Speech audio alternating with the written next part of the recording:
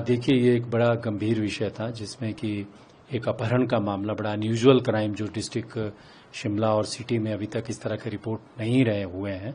उसमें एक व्यक्ति ने जो है अपने जो फाइनेंशियल उसकी जो फेलियर्स हैं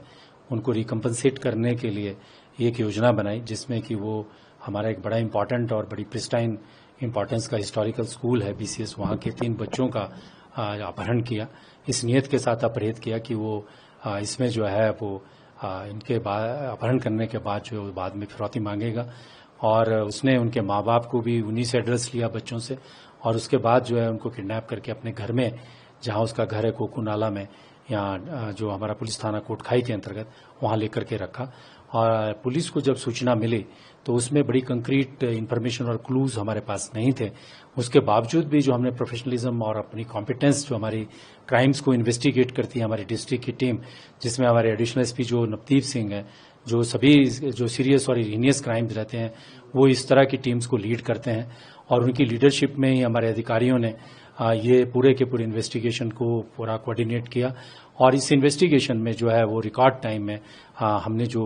जिनको लेकर के बड़ी चिंता थी, पुलिस भी इसको लेकर के बहुत ज्यादा चिंतित थी, सोसाइटी में भी बहुत चिंता थी, उन बच्चों को ट्रेस किया और जो इसमें अभियुक्त है उसको जो है वो अरेस्ट किया है। अब इस केस की जो इन्वेस्टिगेशन चल रही है, इसके क्या रीजंस हैं, क्या कारण है और किस चीज से वो प्रोपेल हुआ है और कौन कौन लोग उसके साथ थे नहीं थे, इन सब विषयों के ऊपर भी इन्वेस्टिगेशन हो रही है। सर, इसका बैकग्राउंड जानना चाहेंगे, किस बैकग्राउंड से ये आता है और इसकी मंशा क्या है?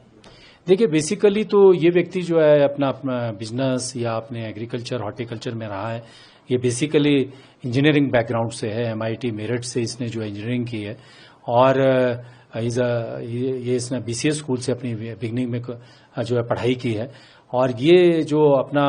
जो इसकी इकोनॉमिक फेलियर्स हुई, जैसा कि मैंने आपको पहले भी कहा है,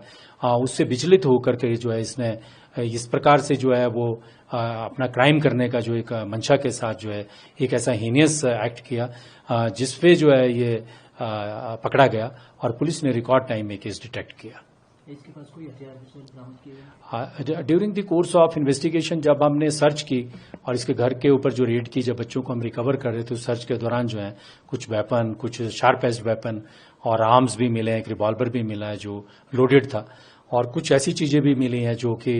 इस इन्वेस्टिगेशन में एज अ क्राइम में जो है वो मोडस और वेपन ऑफ ऑफेंस में यूज हुई हैं, और वो कार भी हमने बरामद की है। तो कुल मिलाकर जो इस इन्वेस्टिगेशन में जो हमारी टीम है, जो हमारे थाना प्रभारी हैं, अधिकारी हैं, और हमारे खास तौर पे जो कैमरा एनालिसिस और DCRB में जो कनेक्ट करते हैं चीज़ों को, और साइबर सेल के जो लोग हैं हमारे कर्मचारी, उन्होंने बहुत बेहतरीन काम किया।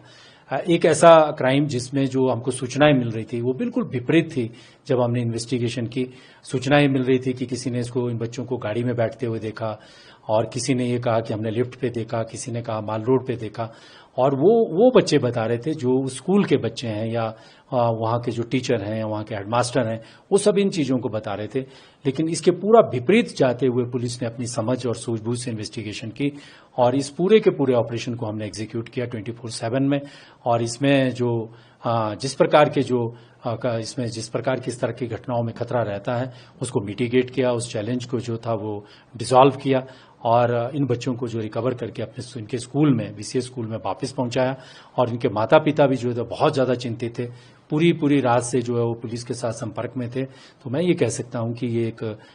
कामयाब पुलिस का स्टेप है, और इस तरह की घटनाओं को जो है क्रैक करने में जो रिकॉर्ड टाइम, जो रिस्पांस टाइम हमारा रहा है और हमारी टीम का रहा है, उसको मैं ये मानता हूं कि ये काफी अप्रिशिएबल रहा है। और इसमें जो है हमको जिस प्रकार के एफर्ट्स हमको करने चाहिए थे वो हम उस तरह के एफर्ट करने में कामयाब हुए हैं।